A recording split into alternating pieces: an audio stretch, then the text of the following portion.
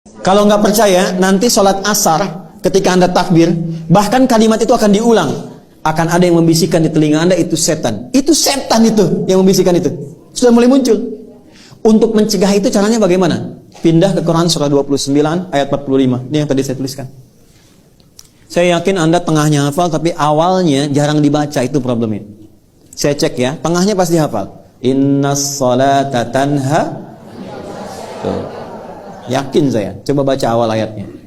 Tuh. Padahal innas salata tanha 'anil fahsya'i wal munkar itu hasilnya, kuncinya awalnya. Utlu ma uhiya ilaika minal kitab wa aqimis shalah. Itu awal ayatnya. Utlu secara cepat karena waktunya terbatas, dari kata tilawah. Ada qiraah, ada tilawah. Kalau qiraah cuma baca secara umum maknanya, membaca tidak menuntut pemahaman. Itu qiraah. Orangnya disebut qari. Kalau Anda ada acara, ada pembaca Quran disebut qari kan? Kan dia cuma baca kan?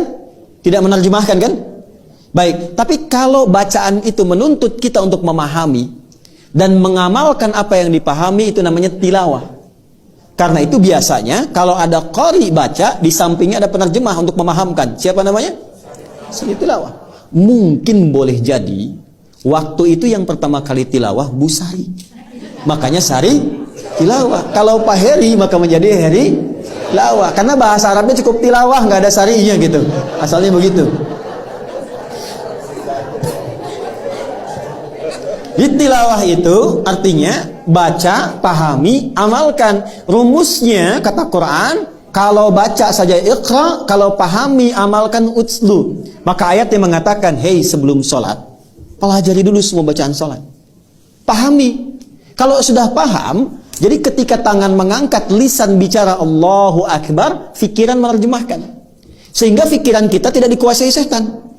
Allahu Akbar, fikiran menerjemahkan Allah Maha Besar, hati meresapi. Ya Allah, aku sekarang mengikrarkan Engkau Maha Besar, tapi bahkan sebelum sholat aku merasa besar dari orang lain.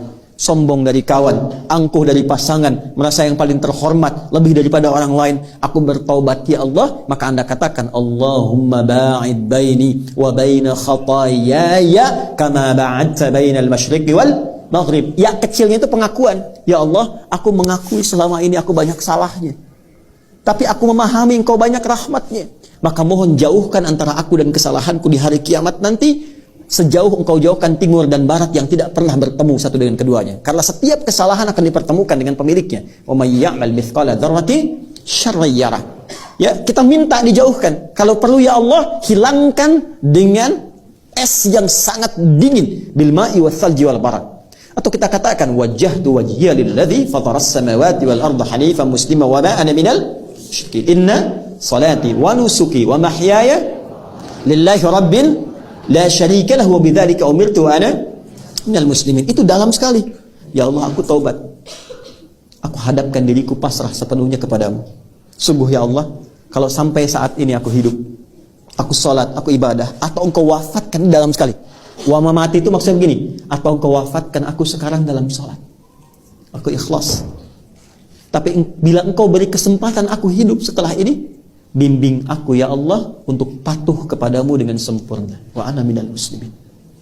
Jadi kalau kita paham, itu baru keluar kalimat Allahu Akbar bisa gemetar. Itu yang terjadi pada Abu Bakar As-Siddiq. Jadi beliau itu kalau sudah bertakbir itu sudah menangis. Dan sudah merasakan konektivitas yang kuat dengan Allah. Makanya Ali bin Abi Thalib radhiyallahu taala anhu, ketika terluka di kakinya, ya, ada yang mengatakan kena anak panah. Ya, maka ketika akan dicabut, sakitnya luar biasa. Ada sahabat mengatakan, saya tahu bagaimana dan kapan saat mencabutnya. Maka ketika sholat, dicabut anak panah itu dan tidak berubah ekspresi beliau. Diam, seakan-akan tidak ada apa-apa. Biasanya kalau level imannya sudah tinggi luar biasa, itu sampai bahasa hatinya pun terkoneksikan dengan arasy yang sangat tinggi. Kisah nyata dari orang-orang soleh. Dulu masih banyak buku-buku tentang orang-orang soleh. Bapak Ibu sekalian, ada seorang alim, solehnya luar biasa, abid. Jadi kalau alim ulama saja, abid itu rajin ibadah. Dia malam-malam keluar untuk berperjalanan. Tiba-tiba kemalaman, singgah dia di tepi hutan, istirahat. Malam dia bangkit salat. Ketika sedang akan menaikkan salat, mulai bertakbir Allahu Akbar, datanglah harimau yang sudah siap menerkam gitu. Maka dia katakan, ya khalqallah, hei makhluk Allah, jika memang aku adalah rizki yang telah Allah tetapkan untuk kau makan, silahkan terkam aku senyamanmu. Tapi jika memang aku bukan rizki yang telah Allah tetapkan untukmu, maka tolong jangan ganggu ibadahku. Bukan jangan makan aku, jangan ganggu ibadahku, atau aku mohonkan kepada Allah untuk menghancurkan kau saat ini juga. Atau apa yang terjadi? Binatang itu pergi meninggalkannya, langsung pergi begitu saja. Maka dia kemudian melanjutkan ibadahnya. Ketika konektivitas itu tinggi, khusyuk itu mendalam luar biasa, jawaban datang dan kalimat yang disampaikan begitu sangat luar biasa. Walam yakhsha illallah. Nggak ada ketakutan, nggak ada kemapanan kecuali konektivitasnya hanya Allah. Kalau ingin merasakan sampai ke titik itu, nanti malam cek ya. Begitu sholat, ada nyamuk misalnya, nempel. Hei nyamuk, kalau memang ini rizki yang Allah tetapkan untukmu, sedot yang banyak. Tapi kalau bukan, jangan ganggu tahajud saya, atau saya mohonkan kepada Allah untuk menghukum engkau dan menghancurkan kau saat ini juga. Kalau dia langsung pergi, bagus. Tapi kalau dia betah, nah, tes kembali. Jadi kurang lebih demikian ya Bu ya.